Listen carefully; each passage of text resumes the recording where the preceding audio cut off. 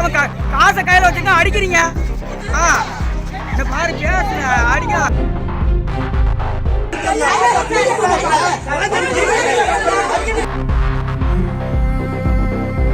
கடையில் ரெய்டு என்ற பெயரில் போலீசார் கடையில் இருக்கும் பொருட்களை எடுத்து செல்வது குறித்து கேட்டதற்கு இல்லாத ஒரு போதைப் பொருளை கடையில் இருந்து எடுத்ததாக பொய்யாக கூறி உணவு பாதுகாப்புத்துறை அதிகாரியை அனுப்பி கடையை சவால் விட்டபடி மூடியதாக போலீசார் மீது பாதிக்கப்பட்ட பெண் காவல் ஆணையத்தில் புகார் அளித்துள்ளார். காசை கையில வச்சுங்க அடிக்கிறீங்க.